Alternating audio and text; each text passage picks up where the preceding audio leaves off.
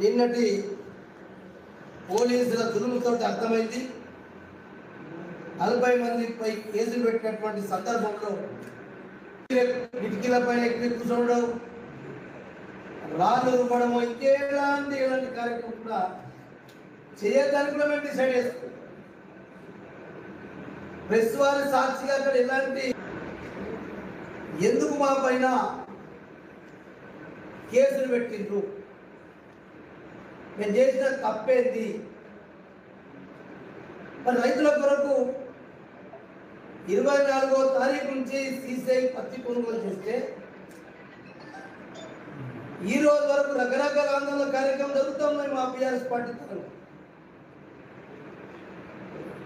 కలెక్టర్కు విన్నవించిన, CCI branch మేనేజర్కు విన్నవించిన, ఎవరు కూడా మా మొర పట్టించుకున్నప్పుడు ఏం చేయాలి? మరి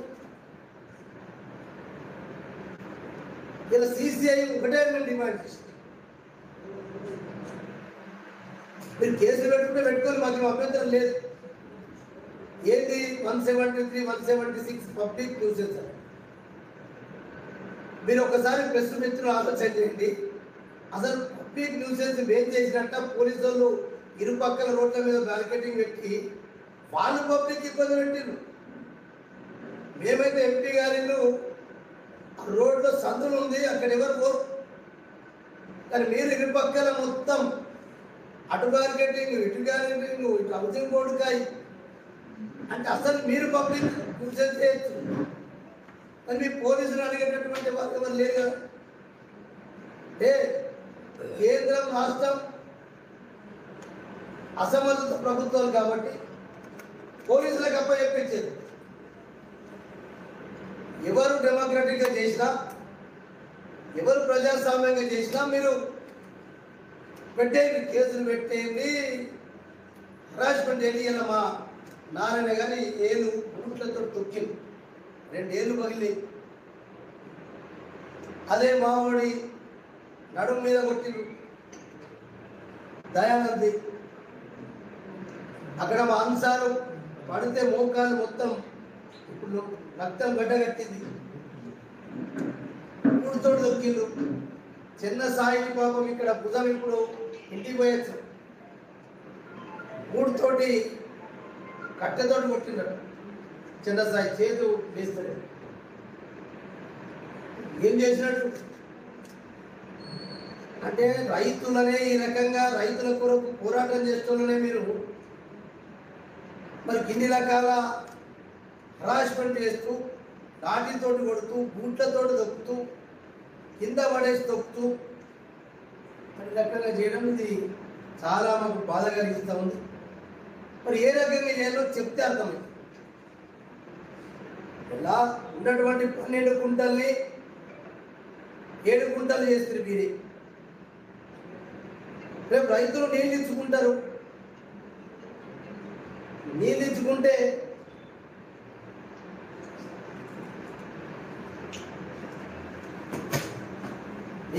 మళ్ళీ ఏదో కొంత పత్తి వస్తుంది.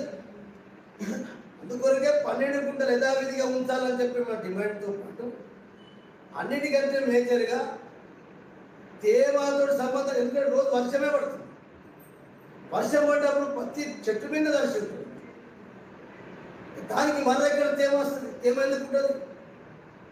తేమతో సంబంధం లేకుండా సీసే వాళ్ళు పత్తి కొనుగోలు చేయాలని చెప్పి ఆ డిమాండ్. కాబట్టి ఇది ఎంపీకి సంబంధించిన విషయాలు. మూడోది విషయం ఏంటంటే దయచేసి పత్రిక వాళ్ళు మనకు పర్ఫెక్ట్గా మీరు సెప్టెంబర్లో చూడండి, 11% సుంకం మనకు విదేశాల నుంచి పత్తి మన దేశానికి మరి దిగుమతి కావాలంటే, మన దేశానికి రావాలంటే సెప్టెంబర్ నెల వరకు 11% సుంకం ఉన్నది మనకు. కానీ ఆ 11% సుంకాన్ని కూడా జీరో చేసేసి అప్పుడు ఏమవుతుంది? మీరు ఒక్కసారి మీరు ఎక్కడన్నా తెలుసుకోండి, పాకిస్తాను, అమెరికాలో ఇంకా వేరే దేశాలలో పత్తి మనకంటే ముందు వెళ్తుంది. ఆ పాకిస్తాన్, అమెరికా నుంచి అక్కడ వాళ్ళు ఉన్నత రైతులే 3-4%. మనం ఇక్కడ 70% రైతాంగం అంతా గ్రామీణ ప్రాంతంలో ఉన్నటువంటి రైతాంగమే పంట పండిస్తారో తెలుసు. మన దేశంలో పాకిస్తాన్ నుంచి అమెరికా నుంచి ఉన్నటువంటి సుంకం 11%ని తీసేస్తే మొత్తం మన భారతదేశం ఉన్నటువంటి మిల్లు అన్నిటికీ సరిపోయే పత్తి వచ్చేసింది. ఇక మన దగ్గర రైతులకు ఇప్పుడు నవంబర్లో పత్తి అనేటప్పుడు డిమాండ్ ఎక్కువ. దయచేసి కొంచెం అది వేరేగా, ఎందుకంటే రైతులకు కావాల్సి సెప్టెంబర్ మాసంలో 11% ఉన్నటువంటి ట్యాక్స్ని భారతదేశానికి రావడానికి పత్తికి ఉన్నటువంటి ట్యాక్స్ని ఎత్తేసింది, సుంకం ఎత్తేసింది.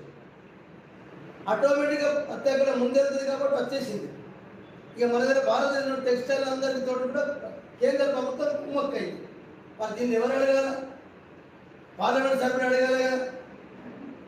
పార్లమెంట్ సభ్యునికి ఇంటికి ముందర ఒకటి ఇక్కడ పోతాం. మా నారాయణ గారు డిఎస్పీ గారిని అడిగి, ఏం సార్ మేము ఎంపీ గారికి పోయి వినతి పత్రం ఇస్తామంటే మీరు ఏంటి సార్ ఇంత అరాచకం చేస్తున్నారంటే, మీరు ఎంపీటీకి పోతారా? ఎంపీటీకి పోతారా? ఇట్లా పోతారంటే మరి నేను అడుగుతున్నా డిఎస్పీ జీవారెడ్డి గారు, మరి ఎంపీ గారి క్యాంప్ ఆఫీస్ లేదు. మేము ఎమ్మెల్యే గారితో పని పడితే ఎమ్మెల్యే గారితో క్యాంప్ ఆఫీస్లో కలుస్తాం. మా నిరసన చెప్పినట్టు ఎమ్మెల్యే క్యాంప్ ఆఫీస్ ఉంటే అక్కడ చెప్తాం. ఎంపీ గారికి ఏముంది, మరి డిఎస్పీ గారు జీవన్రెడ్డి చెప్పాలా? మరి ఎంపీ గారికి మేము ఎక్కడ కలవాలి? పోలీస్ అధికారిని మాట్లాడేటప్పుడు కొద్దిగా తలకాయ ఉపయోగించి మాట్లాడదా? నువ్వు మా పార్టీ ఉపాధ్యక్షులతో మాట్లాడుతున్నావు, ఇంటికి పోతారా? ఇక్కడ పోకడం మరి డిఎస్పీ గారు మీ ఇంటికి వస్తాం, మేము మీ క్యాంప్ ఆఫీస్కి వస్తాం, ఎస్పీ గారి క్యాంప్ ఆఫీస్కి వెళ్తాం. ఎక్కడ పోదాం మరి? ఎంపీ గారి క్యాంప్ ఆఫీస్ అన్నప్పుడు ఎక్కడ పోతారు చెప్పు డిఎస్పీ గారు జీవన్రెడ్డి? అడుగుతున్న ఈ పత్రికా ముఖ్యంగా నువ్వు చెప్పున్నది రేపు సమాధానం చెప్పిన దమ్ముంటే ఏమనుకుంటున్నావు జీవన్రెడ్డి గారు? నువ్వు మీద పాత కసి పాత కోపం తీస్తుంటే ఇడేమైనా బీఆర్ఎస్ పార్టీ వాళ్ళు ఏమి అట్లా లేదు, అంత భయపడేటోళ్ళు లేదు. మేము న్యాయం కొరకు, రైతుల సమస్యల కొరకు, పేద ప్రజల సమస్యల కొరకు ఏదైనా ఉంటే ఒక నిరసన కార్యక్రమం చెప్తాం. దానికి ఏదో పెద్ద దొంగతనం చేస్తున్నాం, ఎంపీ ఇంట్లో దొంగలు పడ్డట్టు, దొంగలు పడి దొంగతనం చేస్తున్నట్టు, మీరు ఏదో పెద్ద గొప్ప పని చేసి పట్టుకున్నట్టు, దాంట్లో పెద్ద పోలీసులు ఓవర్ యాక్షన్ చేయడం కరెక్ట్ కాదు. ఇలా జీవన్రెడ్డి గారికి ప్రత్యేక ఎంతమంది పోలీసులలో జీవన్రెడ్డి అని ఏం మాట్లాడతాడు? ఎంపీ గారి ఇంటికి పోతారా నారాయణ గారంటే మరి ఎక్కడ పోమంటారు? ఇప్పటికే దయచేసి ఈ రకంగా మీరు ఎన్ని కేసులు పెట్టుకున్నా బీఆర్ఎస్ పార్టీ రైతుల పక్షాన ఉంటాం. మేము అడిగింది ఏంది, రేపటి నుంచి కూడా పక్కా మార్కెట్ యార్డ్లో కూడా వెళ్తాం. మార్కెట్ యార్డ్ల కంటే ముందు రైతులతోటి గ్రామాలకు వెళ్తాం, గ్రామాలతో పాటు పాంప్లెట్ ప్రింట్ చేస్తాం, గ్రామాలకు తిరుగుతాం. మరి ఇది జరుగుతుంది అన్యాయం. ఇది మొత్తం నరేంద్ర మోడీ గారి ప్రభుత్వం వాళ్ళ చేతిలో ఉంది, కాటన్ కార్పొరేషన్ ఆఫ్ ఇండియా. అందుకొరకు ఇది మనం కేంద్రం మీద ప్రెషర్ చేద్దాం. కేంద్రం ఉన్నటువంటి ఎంపీ గారు దీన్ని నరేంద్ర మోడీ గారి దగ్గర తీసుకెళ్లాలని అడిగినాం. దాంతోపాటు ఎమ్మెల్యే గారు కూడా భారతీయ జనతా పార్టీ కాబట్టి ఆయన తీసుకొని ఆయన పోయి మాట్లాడి పరిష్కారం చేయాలి తప్ప ఇక్కడ తేమతో సంబంధం లేకుండా 12 కుంటలు తగ్గించి 7 కుంటలు చేయడం, ఆ 11% సుంకం తగ్గించడం, ఇవన్నీ కావాలి చేస్తాం. మీ భారతీయ జనతా పార్టీ ప్రభుత్వం ఇలా ధనికుల కొమ్ము కాస్తా ఉంది. రైతాంగం పక్షాన లేనే లేదు. ఇప్పుడు రైతులకు పంట ముందర ట్యాక్స్ తీసేస్తే ఇంకేమన్నట్టు? ఇప్పటికే నువ్వు ఎంత వందల మంది మా కార్యకర్తల మీద, మా నాయకుల మీద కేసులు పెట్టుకున్నా మాకు ఏమి ఇబ్బంది లేదు. కానీ అది ఒకటే, రైతులకు న్యాయం జరిగేంత వరకు తప్పకుండా ఇంకెన్నిసార్లు చేస్తాం. కానీ ముందు మేము గ్రామాలు తిరిగి పాంపెట్టు పార్టీ పరంగా ఒక అఖిల పక్షం కూడా ఏర్పాటు చేస్తాం. అఖిల పక్షంలో కూర్చుంటాం. అఖిల పక్షంలో నిర్ణయం చేసుకొని గ్రామాల వారీగా పాంపెట్ తీసుకొని ప్రతి గ్రామ రైతులను అక్కడ కలుస్తాం. రైతులతోటి వారి సహకారం మేము చేసే కార్యక్రమానికి మీరు మరి అండగా ఉంటే ఖచ్చితంగా కేంద్ర ప్రభుత్వం ఇక్కడ ఎమ్మెల్యే ఎంపీని ఒక్కసారి ముట్టడి కాదు, రేపు ఎక్కడ ఊళ్ళకు తిరిగినా, ఏ ఊరుకు ఎంపీ గారు వచ్చినా, ఏ ఊరు ఎమ్మెల్యే గారు వచ్చినా ఖచ్చితంగా అక్కడ వాళ్ళని మనం అడ్డగిద్దాం, వాళ్ళకి రిప్రజెంటేషన్ ఇద్దాం. ఆ లోక్యతో సమానం చెప్పి మేము కూడా ఢిల్లీకి మీ అందరిని తీసుకెళ్తామని చెప్తే ఓకే, వాళ్ళతో డెలిగేషన్ వెళ్దాం, వాళ్ళ నాయకత్వంలో పోదాం, వాళ్ళు తీసుకెళ్ళడానికి సిద్ధంగా లేరు, మీరేమన్నా చేసుకోండి అని చెప్పి తప్పించుకునే ప్రయత్నం చేస్తే ఎంపీ గారిని ఎమ్మెల్యే గారిని కూడా ఎక్కడికక్కడ ముట్టడిద్దాం. ఎంపీ ఎమ్మెల్యే గారిని తిరగనియద్దు గ్రామాలలో. ఇది పెద్ద సమస్య. రైతులకు పార్టీలు లేవు, కులాలు లేవు, మతాలు లేవు. కాబట్టి 100% రైతుల సమస్య తేమతో సంబంధం లేకుండా 7 గుంటలు 12 గుంటలు కాజెక్కి ఉంచాలి.